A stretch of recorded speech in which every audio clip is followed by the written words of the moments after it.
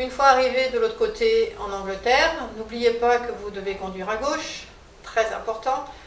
Ce n'est pas très difficile sur les autoroutes, ça se complique un peu pour certaines personnes sur les routes secondaires, ou surtout sur les carrefours. L'exposition peut se trouver relativement près de votre point d'arrivée en Angleterre, mais elle peut se trouver si vous allez jusqu'à Édimbourg à 6 ou 7 heures de route. Donc il faut quand même prévoir un temps de voyage important, car les vitesses sont réduites, surtout si vous êtes sur les routes et non pas autoroutes. Une fois arrivé à votre exposition, peut-être aurez-vous eu besoin d'un hôtel. Méfiez-vous, les hôtels sont assez difficiles pour accepter les chiens. Généralement 2, 3 ça passe, mais souvent c'est très compliqué. Donc il faut bien vous renseigner sur votre hôtel pour être sûr que votre hôtel accepte bien les chiens. Une fois arrivé sur votre exposition, vous avez généralement une heure de début de passage dans votre ring qui est précisé sur le pass que vous avez reçu. Cela indique l'heure de départ du ring, mais pas forcément de votre race, qui peut passer en 2e voire 3e position, ni de l'heure de la classe. Par contre, il n'y a aucune contrainte, à part l'exposition de Croft, il n'y a aucune contrainte sur l'heure d'arrivée et l'heure de départ de l'exposition. Donc si vous savez que vous passez en 3e race et qu'il y a 100 voire plus de chiens avant vous, inutile de vous précipiter à 7 h du matin. Vous pouvez parfaitement arriver en milieu de journée. Votre remplacement pour poser votre cage sera toujours là. Personne ne modifie quoi que ce soit. C'est extrêmement sympathique. Une fois arrivé et rentré dans l'exposition, donc vous n'avez pas besoin de montrer votre passeport, le passeport du chien bien sûr. Vous entrez avec votre passe, vous récupérez votre catalogue. Le catalogue vous donne l'ordre de passage de tous les chiens dans toutes les classes, donc vous savez combien vous avez de concurrents. Vous savez votre numéro de ring, donc vous pouvez aller dans une des grandes tentes où sont dispatchés tous les numéros par ordre de numéro.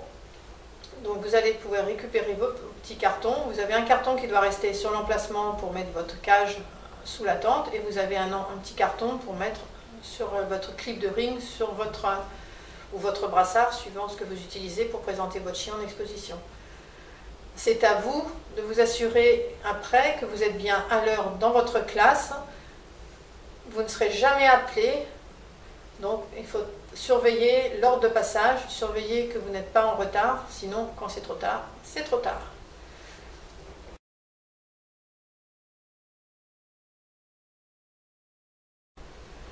Une fois que le ring steward a appelé votre classe, donc vous rentrez dans votre classe, une petite précision, même si vous avez des numéros, il n'y a aucune obligation de suivre les numéros. Vous pouvez vous mettre dans l'ordre que vous voulez. Généralement, la petite astuce, c'est d'essayer de se mettre sur un chien qu'on considère moins bien que le sien, pour essayer de mettre le sien en valeur, mais il n'y a aucune obligation. C'est comme vous rentrez, et après vous devez rester à la place où vous êtes, entre deux éleveurs, entre deux chiens.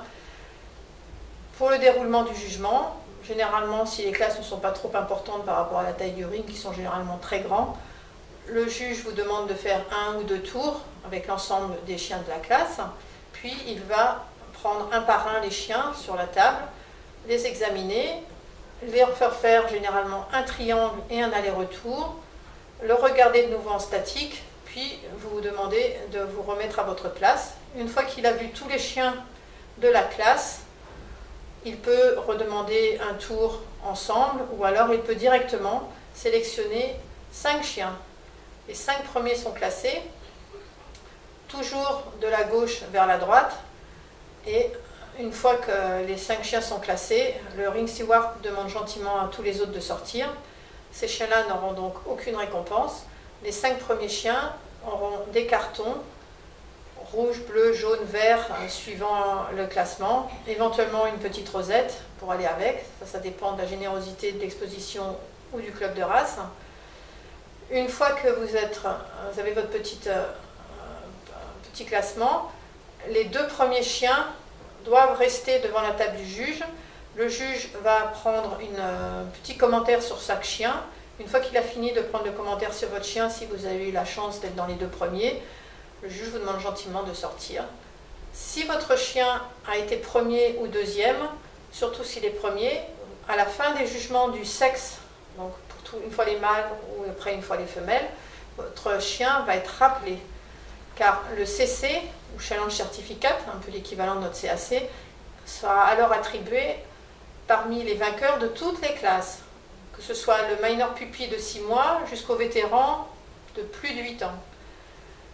Une fois son choix sur le CC de fait, le juge rappelle le deuxième de la classe qui a obtenu le CC, car ce chien peut alors concourir avec les vainqueurs des autres classes pour espérer la réserve CC. Donc, c'est un point important de bien faire attention et de ne pas louper si vous avez été premier ou deuxième. Une fois que les deux sexes ont été jugés, le vainqueur du CC revient avec celui de l'autre sexe et là sera attribué le meilleur de race. Une fois le meilleur de race attribué, généralement on attribue le meilleur puppy, mais bien entendu le meilleur puppy peut être aussi le vainqueur du CC.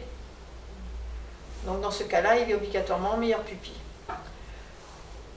Généralement, dans les expositions de championnat, moins souvent dans les dans les clubs shows, expositions nationales d'élevage, enfin, l'équivalent de nos expositions nationales d'élevage, les résultats peuvent être consultés directement sur Internet avant même la fin d'après-midi.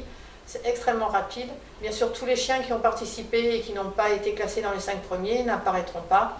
Donc ces chiens-là, vous n'aurez aucune notion de ce qu'ils ont pu faire éventuellement.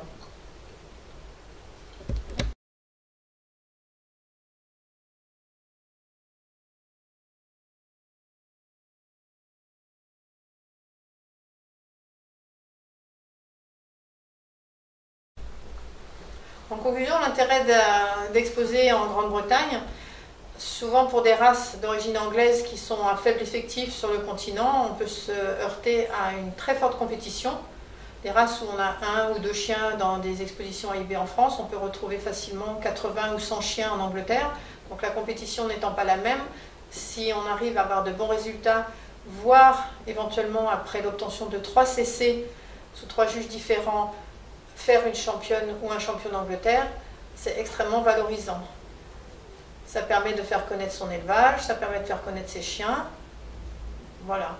Mais bien entendu, souvent les résultats dus à la forte concurrence ne viennent qu'après un nombre certain de participations à des expositions, voire plusieurs années d'insistance à aller là-bas, à se faire connaître, à concourir. Donc, même si la première exposition n'est pas une grande réussite pour vous, n'hésitez pas à persévérer. On finit toujours par y arriver, se faire connaître. Si on a un chien de bonne qualité, il arrivera généralement à percer. L'avantage des expositions anglaises, outre le fait qu'on peut entrer et partir quand on veut, ce qui est extrêmement pratique quand on a des longues distances à faire, éventuellement, on peut également se confronter à des juges extrêmement différents, du fait qu'un juge anglais ne peut juger qu'une seule fois par an une exposition de championnat, voir si c'est des races à très fort effectif, un seul sexe. Donc on peut faire toutes les expositions de l'année, et il y en a de nombreuses, sans avoir le même juge à chaque fois. De toute façon, une fois que vous avez obtenu un CC avec un juge, il est fortement déconseillé de lui ramener le chien, c'est très mal vu. Donc il faut aller voir d'autres juges pour essayer de conforter ces résultats. En conclusion, j'ai commencé à exposer en Angleterre en 2000, dès qu'ils ont ouvert le passage pour les chiens étrangers. Donc ça voulait dire qu'il n'y avait plus de quarantaine, on pouvait y aller. Ça m'a permis de me faire connaître, éventuellement après d'avoir des rencontres avec beaucoup d'éleveurs, des saillies, avec leurs étalons, mais également avec beaucoup de persévérance, d'arriver à obtenir des CC, maintenant d'avoir une championne d'Angleterre, peut-être d'autres à venir, donc c'est extrêmement positif. La compétition y étant très importante, quand on arrive à avoir de bons gains dans des nationales d'élevage, dans des grosses expos de champ show, on est extrêmement content et l'élevage français en est ainsi très valorisé. Il ne faut pas oublier non plus que là-bas, les clubs de race sont multi-clubs, c'est-à-dire qu'il n'y a pas un seul club comme en France. Par exemple, dans ma race, il y a 3 clubs. Dans des races plus importantes, il peut y avoir 10-12 clubs régionaux, donc chacun organise son petit expo de championnat. Donc ça multiplie les occasions d'avoir des CC et ça multiplie les rencontres. On finit par être intégré, on finit par être très apprécié et c'est une grande satisfaction pour l'élevage français.